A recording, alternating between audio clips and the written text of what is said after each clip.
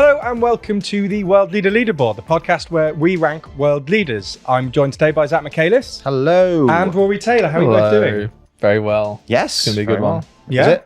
I think so. Cool. Yeah. There's been a lot that's happened in the last week, so I feel like there's a fair amount to talk about. We do have some nice moves. Just a two-person panel today, so hopefully the mechanism at the end, we might actually get an extra movement for a change. We'll be good. Everyone very excited. Okay, so we're going to start with the losers of the week this week. Then we're going to go into the audience suggestion and then the winners of the week. And then at the end, we'll go through the mechanism. Okay, so on to the losers of the week. Zach, who is your loser of the week? My loser of the week, and I don't think it's a massive surprise, but it's going to be French President Emmanuel Macron. And that is because earlier this week, he lost, I mean, it must be is it his third or fourth prime minister in this year? This year, yeah, I think third. Anyway, he lost yet another prime minister, Sébastien Lecornu, who's basically just like the sort of most loyal French politician to Macron. And after only a couple of weeks since he was appointed and literally a day after he announced his cabinet, and Lecornu himself has since come out to say that we need fresh elections and that the deadlock is impassable.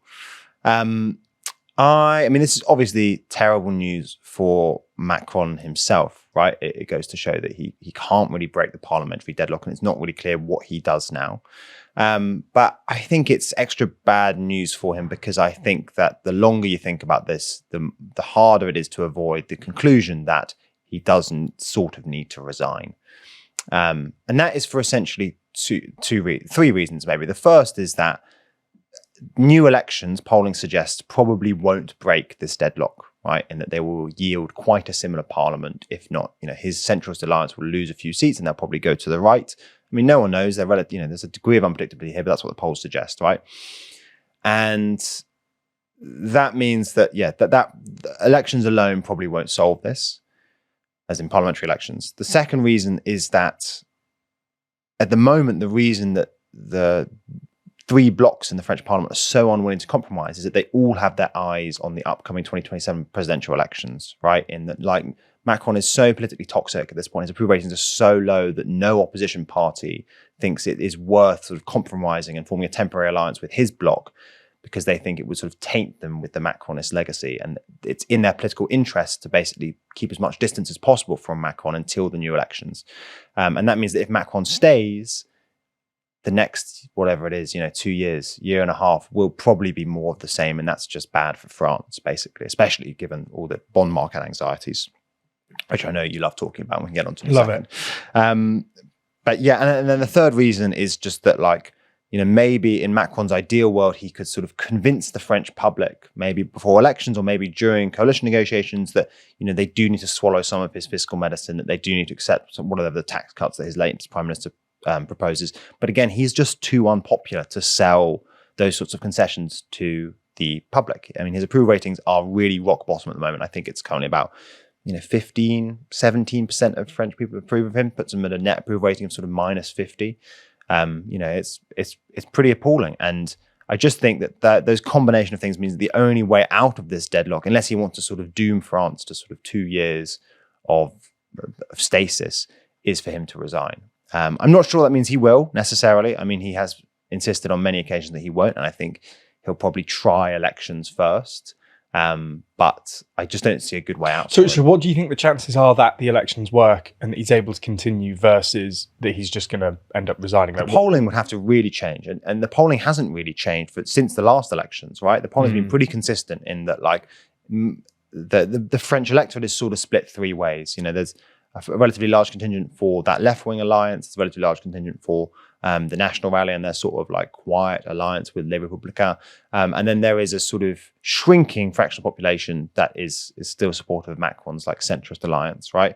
And if that doesn't change, and again, the polling has been pretty consistent since the last election, so there's, I think, little reason to expect a dramatic change in the polls, then you're going to end up with a similarly deadlocked parliament after fresh elections. Well, what are the abilities in France of opposition parties to bring down the president? Like, what routes do they actually have available to them? I don't actually. They can impeach the president, and Jean-Luc Mélenchon from that sort of left-wing alliance, his party's France Unbowed, he's introduced motions to impeach Macron, but I don't think it would go anywhere. I don't think any French president's been impeached. Why don't you think it would go? Just I haven't seen any indication that it's being treated as like a realistic possibility. Oh, I see. Right. Fine.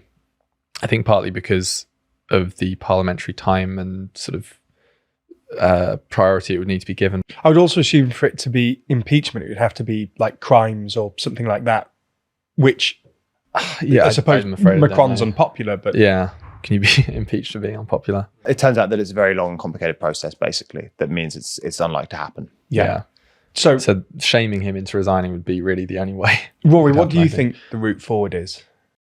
I don't really know. I don't think it's a given that Macron won't resign, but I think that will be his absolute last resort, because he's definitely not someone inclined to do that kind of thing. But it is notable that his former prime minister and ally Edouard Philippe has now said Macron should resign to have presidential elections. But worth noting, both Le Cornu and Attal have said we need at least legislative elections, which just doesn't bode well for him. He's lost support of his own team. Edouard Philippe is like a primary contender to. Do you think that's the turning point then, losing the support of his team? Because I feel like in the last few years, there's been constant conversations about the chaos in France, about how many prime ministers they're going through, Macron's popularity domestically, etc., etc.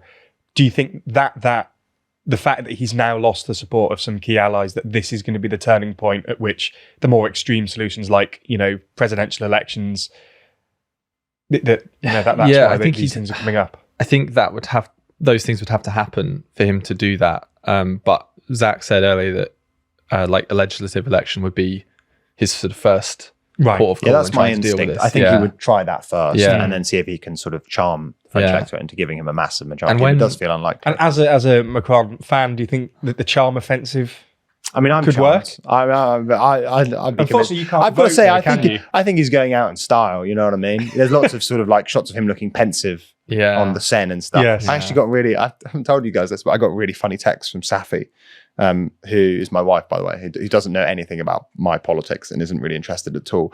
And I got a text from her. Yeah, today I've decided to have a crush on Macron. Is that okay? She's about 8 years too late. And I said, look, completely fine. I have the same issue.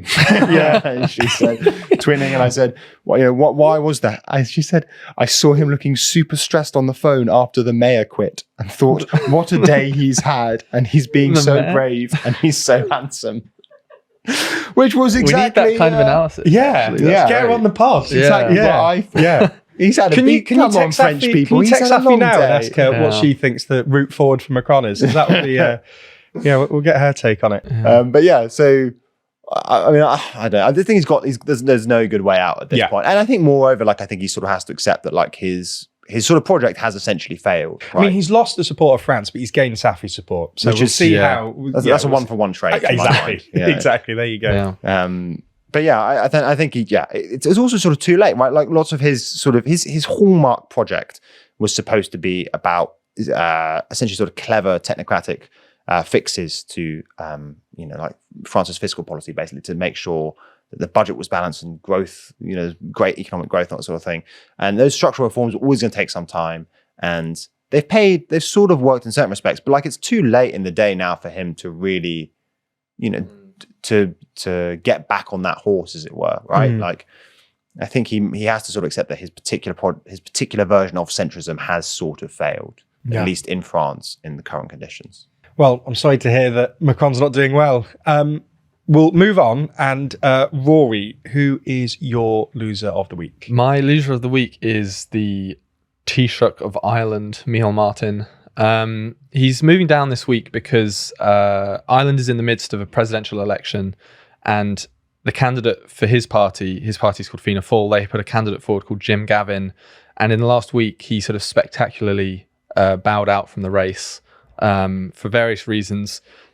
Main reason was this revelation that about a decade and a half ago he was a landlord, and he withheld a few €1,000 from a tenant who went to great lengths to try and get it back. That revelation really damaged him. But also the first poll, I think, of the election came out and he was on about 15%, whereas the other two contenders are in the 30s. So it really sort of looked like he wasn't going anywhere, as in the race. He was going somewhere out of the race. But Yeah, and this is bad for Michal Martin. Obviously, his party no longer has a candidate in the race, but it's particularly bad for him because he pushed to make Jim Gavin the nominee for Fianna Fáil. Jim Gavin is a former, I think, Gaelic football coach, very, very successful, very sort of well-known in Ireland, but he's not a politician. So he made this push to sort of get this outsider candidate in rather than sort of veteran politician from within the party. And it's sort of has clearly backfired quite significantly, and there are a lot of questions now about his leadership of the party and about that decision making. I didn't know this until I saw it this morning, but I didn't. He's been leader of Fianna Fáil since like 2011, so he's really been around a while. And I think maybe there are members of the party now thinking his time should probably be up. He's made a few too many wrong steps. But as for whether he'll actually get sort of removed, I don't know. There is a meeting. He has a meeting with the parliamentary party today as we record this, so I don't know what the outcome of that will be. But yeah, it's also worth noting. I think the first time since 1997 that Fianna Fáil actually put up their own candidate rather than just endorsing a sort of independent or another candidate. Yeah, so it's first attempt in a long time, and it's sort of failed before the election has even come around. So that's such a bad scandal. The landlord scandal. It's a sort of scandal that as a politician, it's like people understand it so clearly. Yeah, because everyone can imagine being that person. And did he pushed for the presidential candidate himself? Did the party? The party voted for him to be the candidate, but with Michal Martin's endorsement. So it's not he didn't. So he didn't impose it. Tied to him. Yeah. So where do the other parties currently stand in the polls? I know that obviously you're saying that Fianna Fáil have dropped about 15% or have been revealed to be on 15% by the polls, but where are the other parties? So with Jim Gavin dropping out, there's now two candidates. One is Fine Gael's candidate, which is the other sort of mainstream party, Heather Humphreys. And then the other candidate is an independent politician. She's a left-winger called Catherine Connolly, who is backed by Sinn Féin, but she's not from Sinn Féin. Sinn Féin had a similar decision to make as to whether they put their own candidate forward or just back this independent sort of left-wing politician. And I think they made the right choice because, if you back an independent and they win, you can say, that was our candidate. We did that. But if they lose, you can say, well, wasn't one of ours. Do you know why it's not the norm to put your own candidate forward? I think maybe there's just a history of sort of independent or sort of independent-minded politicians doing well in Conor that McGregor, post. for instance. So I think because the role is it is largely ceremonial, but still quite sort of culturally influential, I guess. Having that slightly less like politically rooted person is maybe what they favour. But anyway, so it's now sort of a head-to-head race between Catherine Connolly and Heather Humphreys, both, at least in that last poll that included Jim Gavin, both sort of in the 30s. So it's sort of all to play for, I guess. And when is the election itself? The 26th of October, I think. Right, so later this month. So it's not that far away. But it's quite an interesting showdown. Catherine Connolly is a real, like, unapologetic left-wing politician. I've seen a few people compare her to Jeremy Corbyn, both in a positive comparison and a negative comparison. Whereas Heather Humphreys is more of a sort of standard party politician. But yeah, I wouldn't be able to make a prediction. But I think if Catherine Connolly does win, that will be quite a significant result, because especially for Sinn Féin, because what power do they have? It's not. It's a head of state, sort of ceremonial head of state role, but there's still a lot of, like, I think, sort of cultural significance, and you can dictate a lot of the political conversation. So always sounds like a great job. Yeah, I think. I'm surprised to be president. Yeah, but like the ceremonial ones, you're generally more popular than an elected politician. You have to do mean things. Yeah, but you're a bit of a political heavyweight. Yeah, and you can focus on your sort of, well, I'll say pet projects, but not in a sort of not to diminish them, but you don't have to sort of work through that awkward parliamentary system and really rise above it. I'm really thinking this because they're right next to each other, but I sometimes think that it's a real shame America doesn't really have an equivalent, because I feel like Trump would win that election a million times over, right? Like, he's the head of state they get to send to go bully some other country. But he doesn't have to actually deal with legislation. You could have avoided all the chaos because you would have actually had like a normal election for the prime minister or something like that. You know what I mean? Like, I feel like Trump's ideal role is the ceremonial head of state. I think the world would maybe appreciate. I mean, he's that not doing division too of bad at power. the minute, you know, in the system in which he does operate. So I suppose it's not. Yeah, no, I'm not saying he's doing too badly. I just think that like it would be easier for the rest of the world. Yes, if sure. Trump was mostly a Sure. ceremonial figure. Yeah, And yeah, I also yeah. don't think he'd really mind. Like, I think he'd still have a great time. Yeah. You know? Well, as long as he has a good time, that's the main thing. But yes, no, that's fair. Have you got anything you want to add to this, Zach? No, I don't really know anything about Irish politics. But I'd prefer if you kept that out of the video. Okay, so let's move on to the audience suggestion. So this week, the audience suggestion is Antonio Guterres, the head of the UN. So, Zach, is he a winner or a loser this week? Oh, can I just palm this off to Rory for a second? Because I don't have a good answer as to whether he's a winner or a loser. Do you have a, have a strong great intuition? answer. You think he's definitely... I have. strong. Can I just say, I think this is a great recommendation by the Yeah, audience. This is sure. he should have been on the board ages ago. But I'm not sure whether or not I put him as a loser or a winner. I mean, I have a lot of sympathy for him. So this isn't a personal attack against him. It's a tough job. But Classic I do think leaderboard caveat. yeah, I do think he is a loser this week. Because I mean, I think this year is the 80th anniversary of the UN, and it's in a very, very difficult position. He said himself that the principles of the UN are, I think, under siege or under attack. And you can sort of look at any part of the world and see that. It's also facing a massive funding shortfall. The US has pulled a lot of funding. Most major sort of countries around the world have cut their international aid. So UN peacekeeping efforts are being scaled back. Aid efforts are underfunded. You know, the UN Security Council is very split in a way that they can't make progress on the big issues like Gaza, Ukraine, Iran, I suppose.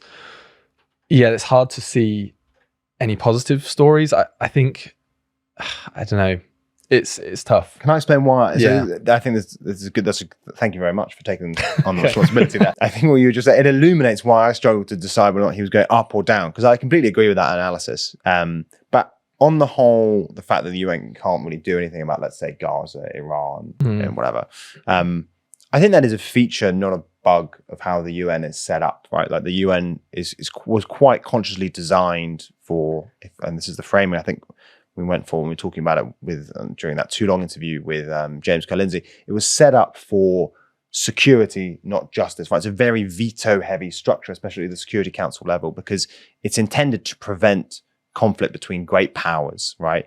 And that means that, you know, the UN was never supposed to be able to intervene in places like Israel when that would bring with it a risk of great power confrontation, right, between whoever led the peacekeeping force and, you know, America, which is obviously Israel's staunchest ally. And so I agree that the UN looks impotent at the moment, but I think that is actually in lots of ways a feature, not a bug. The other thing I would say is that I think it looks impotent, but at the same time, I think there is more attention, more international attention turned towards the UN at the moment. I think in part because of Israel and Gaza and what's happening in Gaza, and the fact that, you know, the UN is the main forum for other countries to express their opposition to what's happening in Gaza. I also think, by the way, in some sense that helps the UN. I think basically the UN being able to frame itself as sort of like a vehicle for opposing what's happening in Gaza gives it a renewed relevance. But I also think that this sort of, you know, like, I don't want to sound too grandiose, but like the drift towards multipolarity, I think in a sense probably will rejuvenate the UN, just because it is the sort of natural forum for mediating great power tensions, right? And for a while it wasn't really relevant because the US just did whatever it wanted, right? I think that's sort of the story of the 90s and the 2000s, when you get a whole load of what should really be UN peacekeeping interventions, which were quite popular in the 80s, but actually just American-led or NATO-led interventions, places like Kosovo, for instance, right? That sort of go over the heads of the UN because America just can. And maybe that won't be so true in the future when America is not the sort of unipolar hegemon.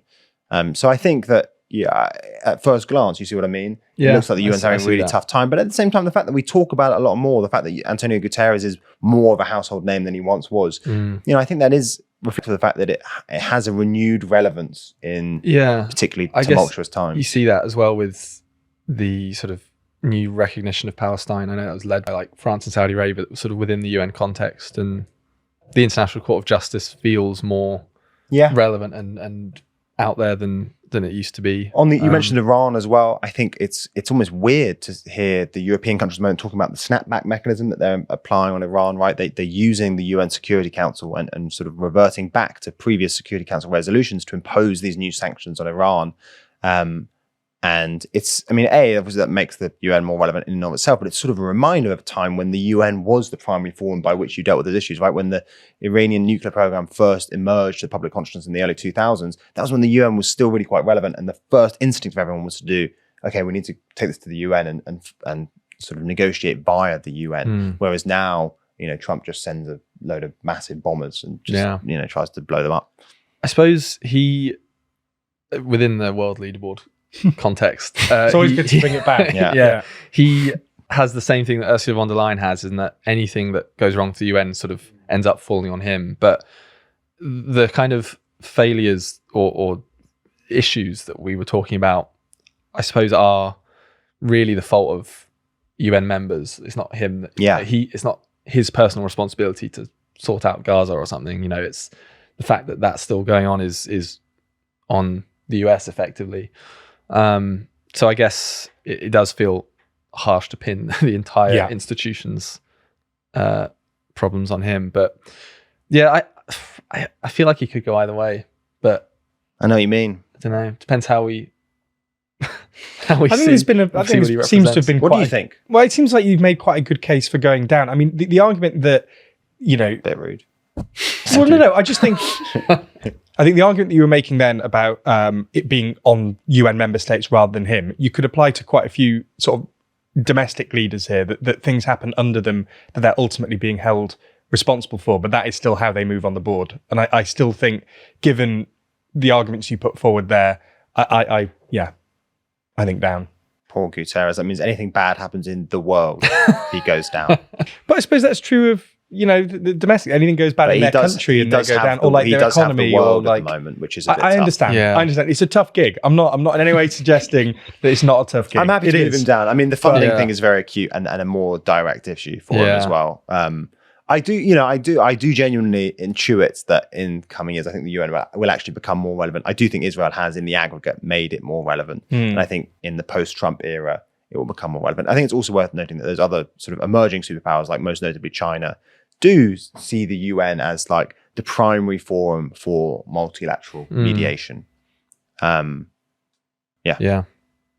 So move him down with the potential, if he can sort things out, get some more funding. Yeah, anything bad that happens in the world, we're moving him down. Yeah. I think that's how this works now. Good. Okay, well, now that that's established, let's move on. And I do need to promo Too Long, or else Jack's going to tell me off for hosting. So I sound so reluctant about it. So we are very close to finishing the next edition of Too Long. It should come out in the next, what is it, like month, 2 months, somewhere in that sort of... December, I think. It's a December edition, isn't it? Yeah. So. Yes. Okay. So it'll be out in December. We're about halfway through writing it now. There are, again, some amazing articles in that. It's about the new Middle East. I don't know if either of you have an article that you've written or are about to write that you're quite excited about. I actually do. Can I please. nip in? Yeah. So I'm doing a bit of stuff on Iran, and I've had quite a really fun time reading up on like the sort of the history of the Iranian nuclear program. And I honestly think, and I'm giving the game away slightly here, it is insane how close the parallels are to the arguments that basically the Shah of Iran, who is nominally an American ally, and the US were having in the late 70s, that's when Iran's nuclear program first started, and the arguments we're having now. I mean, it honestly is like the arguments are exactly the same, right? They're having an argument over enrichment. They're having an argument over like where Iran puts its nuclear facilities. So that's when the Natanz facility, which is the one they just bombed, that's when it's first created. And the Americans are like, you've put that between two very big mountains, which is a bit suspicious. And there's literally a point when Henry Kissinger goes and suggests in the late 70s, he says, why don't we do a consortium where we spread the whole, exactly, you're laughing because it's the exact same idea that Witkoff has just unknowingly proposed to Aragachi, is that how you pronounce his name? The foreign minister, the Iranian foreign minister, right? And he proposes, why don't we spread the nuclear sort of process across multiple different countries? And I mean, the fact that we're, that exact idea was the latest proposal that the Americans, the Iranians were talking about. And everyone's been like, well, this is a very creative, interesting proposal. you just go back 50 years and you're having the exact same conversation. It is astonishing. And it's also a reminder that actually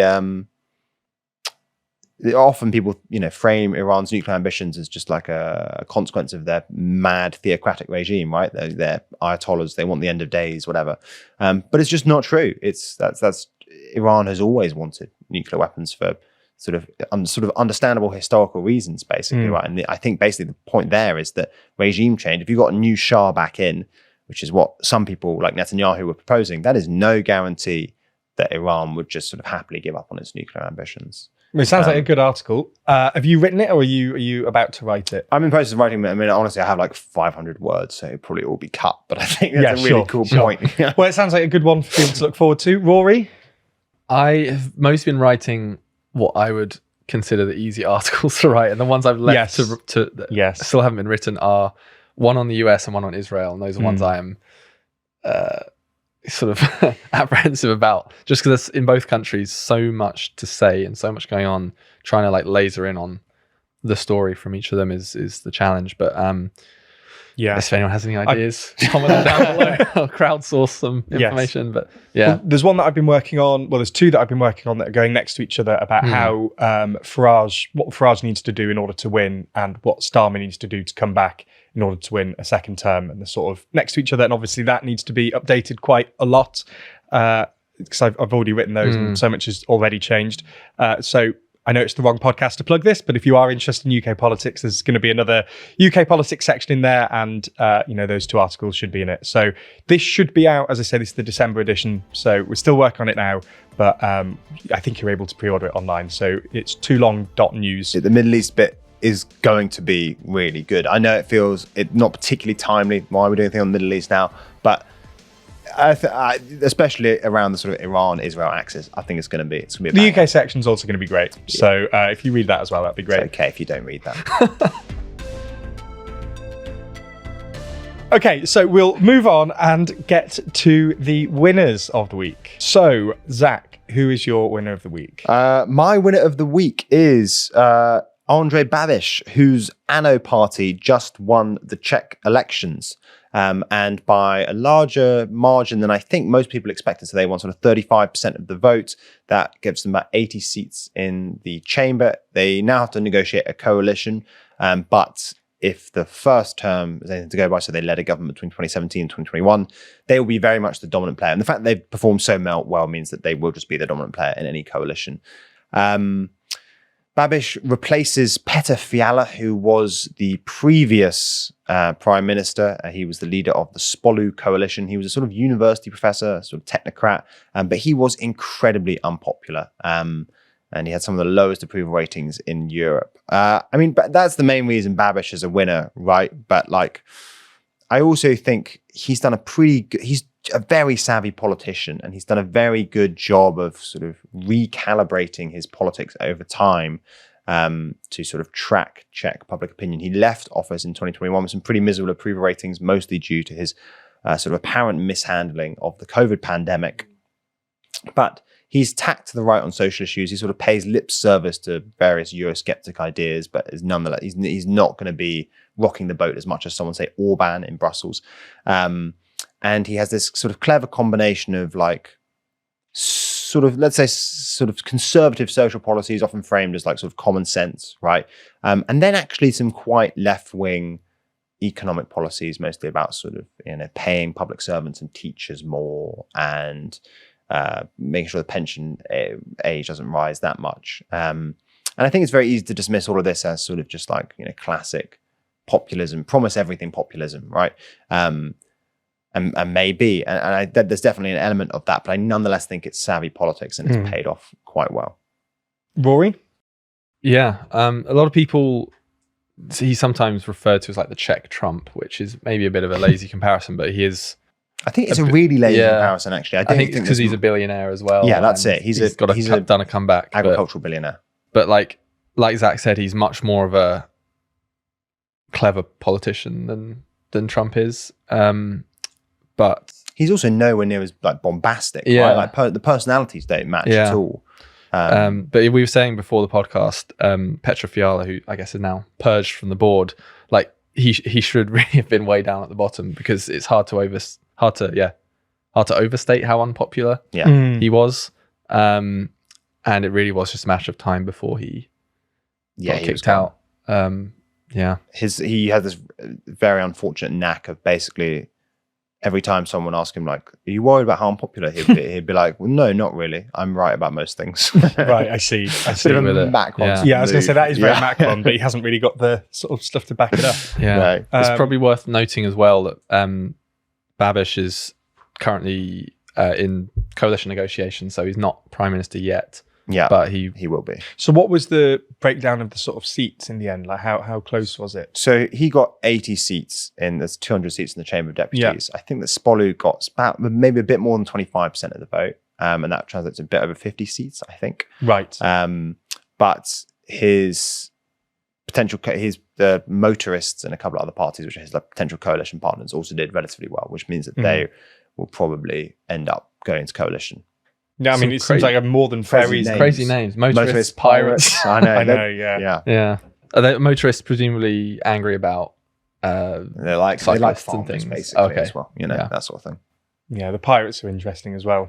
But great name for a party. It is a great name for a party. I can see why he's going up. I mean, seems hard to argue with. Yeah, exactly. There was a funny moment in the he was asked about leaving the EU, and he's not. Then he has no intention of leaving the EU. I think he was opposed to the euro for a bit, but it's not really a big talking point at the moment. Anyway, and he said, "No, of course we're not going to do that. Look at Great Britain." And then he said, and they're a nuclear power, and they have a fishing and gas industry. And I just love that. That's how he sees us. It's a nuclear power with a fishing and an oil industry. Yeah, not too far off. Well, I mean, I guess so. But yeah, it was.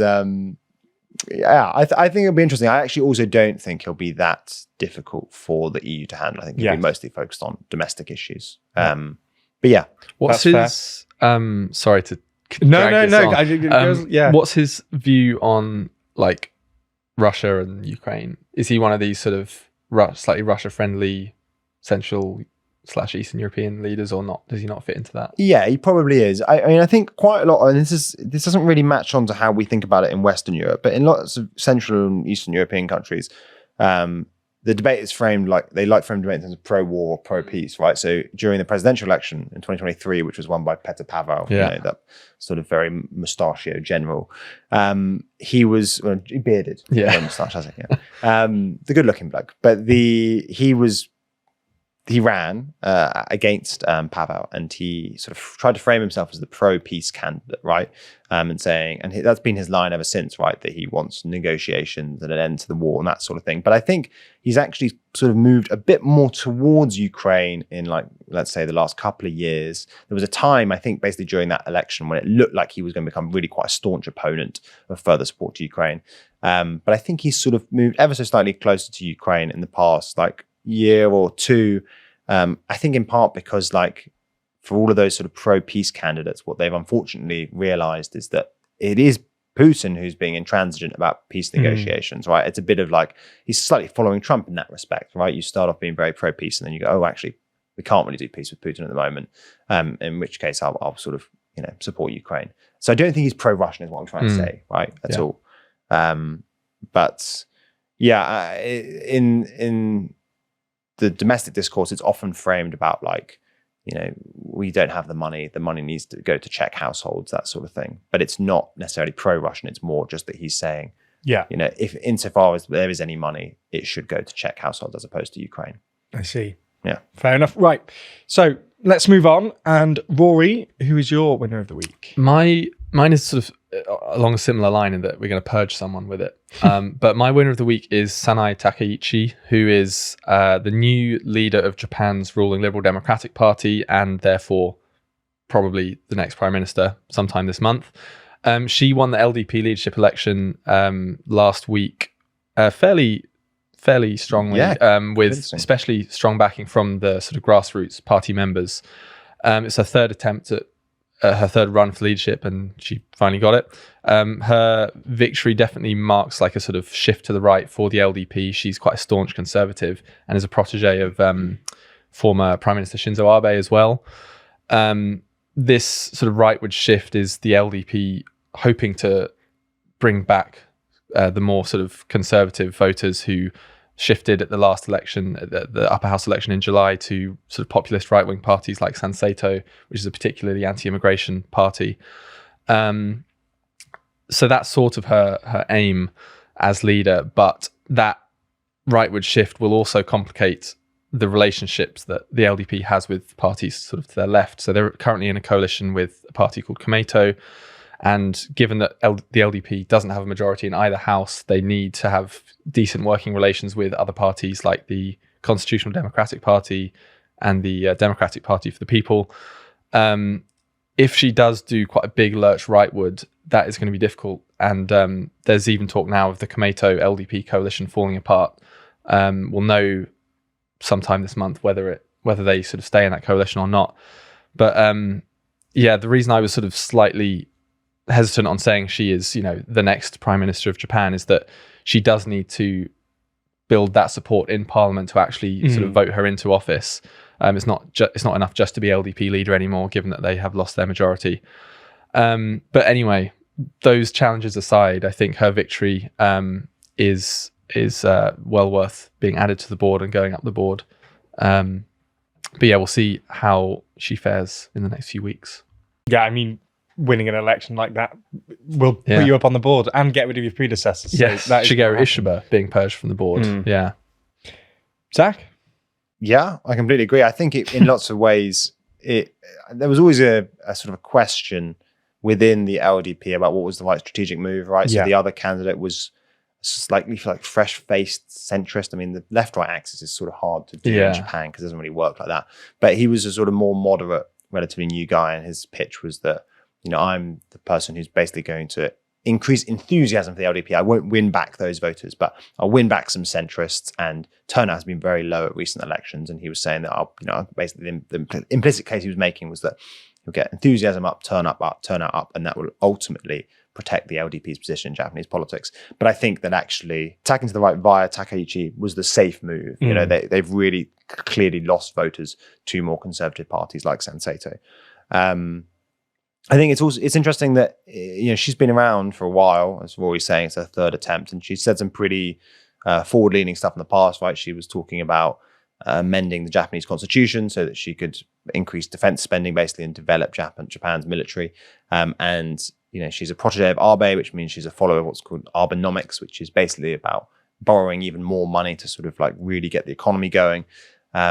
She has since sort of like toned things down, right? She's sort of tried to signal to everyone that, now's not the time for like massive reforms, and that now that I'm in office, I'm going to be a bit more measured about things.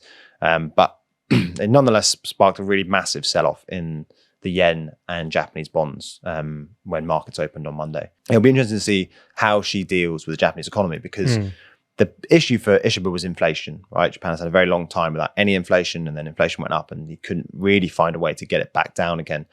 Abenomics, which is what she is purportedly a supporter of, was sort of developed during the era of very low inflation. It is probably an inflationary set of policies, right?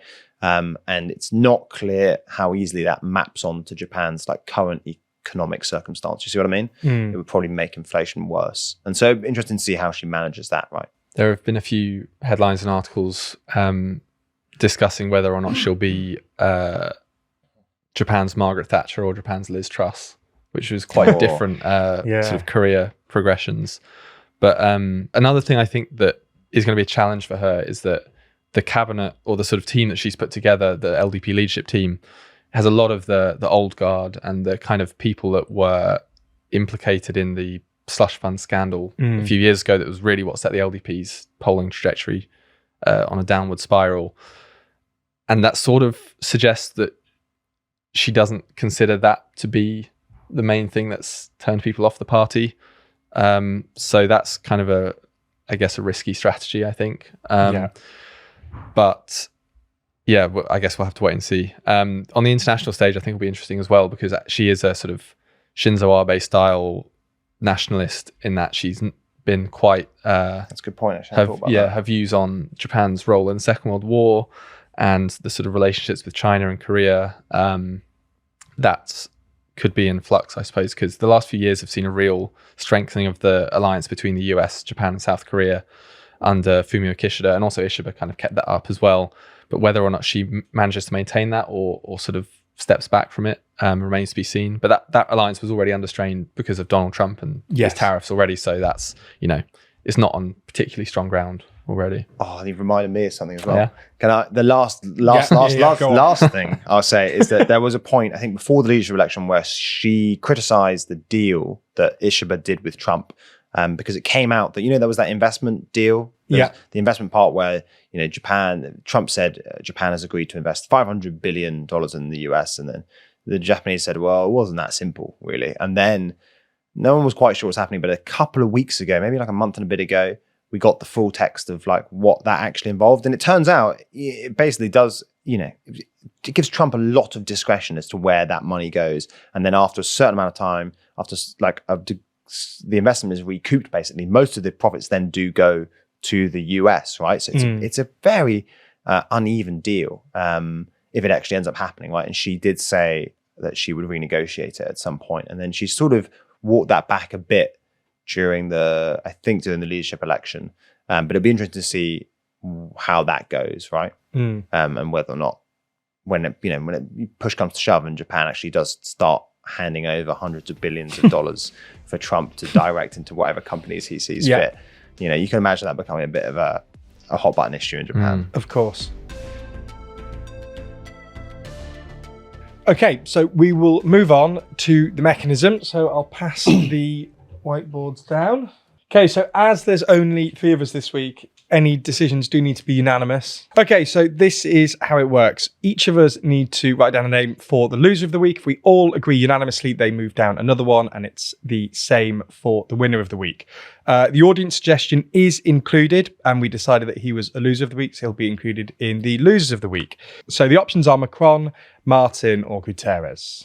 So we'll start with Rory. Who's your loser of the week? My loser of the week Big loser of the greatest week. loser of the Sorry, week. greatest Biggest loser of the week, whatever we call it, is Emmanuel Macron. I think it's hard to say it's anyone else. It's just such a bad position. It's always bold when the person who does it first say it's ridiculous, basically, to suggest anything else. You would be a fool to say two someone people else. who could be saying something I'm else. confident we'll get unanimity on this. Really? I am. So am I. It has to be poor Manu.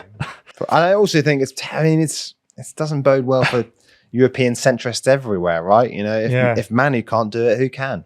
Not Keir Starmer. Ed Davey can. And if even Safi's endorsement can't help him. Yeah. I do need a new politician to really get behind, and Ed Davey could fit the bill.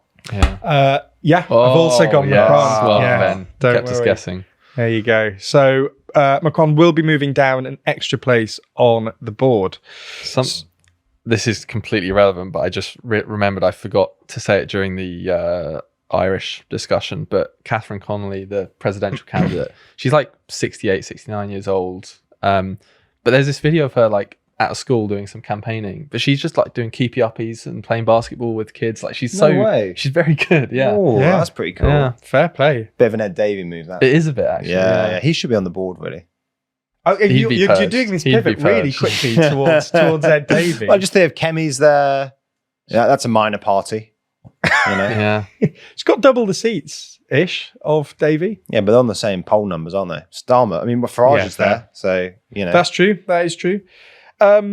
Anyway, I won't be drawn into a UK politics conversation because we could be here a while. So we'll move on. You love Ed Davey, don't you? He's your favourite. We're not doing this. We'll do this on Starmer again. We're not doing this here. Okay, so we'll move on to the winner of the week. There's only obviously 2 possible suggestions. So there's Babiš or Takeichi. 2 good winners as well. Okay. Rory. I've gone for Andrej Babiš. I think... Thanks, mate. Yeah, great pitch. I think these slight caveats about Takeichi's challenges coming into office, given that she's got a minority and various things, I think Babiš is probably going into this in a stronger position. I'm backing Babiš. Yeah, that's exact same reasoning. I've also gone for Babiš, but I just think that Takeichi is facing some headwinds. Yeah. Whereas I think for Babiš, it's a pretty unequivocal victory. And also a pretty great comeback as well. I presume, Benjamin, given my expression on your face, you've gone. Oh. I have. I've gone for Takaichi. I've got to Can't say, believe I don't know whether it was the recency bias of the of the arguments. In my head, it was a toss-up just based on the fact that they were both, you know. Do you want to change your mind? Is that allowed? No. Scarlett says no. Rules. I do. I Rules do is think it rules. undermines it if I can now change my mind. But You're it so was a toss-up in my head. I think probably Babish picked- won a national election, whereas she won a party election. As Yeah, well. the only argument on the way is that obviously Japan is a bigger country than Czech Republic. But Yeah, we that can't really feels do it on harsh. that, can Yeah. we? Yeah, exactly. So unfortunately, I've sort of blocked the sort of Babish ultimate winner surge. there. But You voted for Takaichi out of recency bias, and then you got convinced by Babish by recency bias. Yeah. It's like Trump. Yeah. Whatever the last thing someone says. yeah, it's a very Trumpian way of doing the podcast, actually. Yeah. Maybe this is how I'm going to do it going forward. So, yeah. Anyway, so we've got one extra movement this week, and we almost got a second. And we got 2 unfortunately, purges but as well, which is quite we did. exciting. Yes, it's quite a big week for the World Leader Leaderboard. But anyway, thank you both for being on, and It's been a pleasure. we'll be back next week, presumably under a different host as well. But anyway, thank you for watching, and join us back here next week for another episode of the World Leader Leaderboard. Cool. Cool.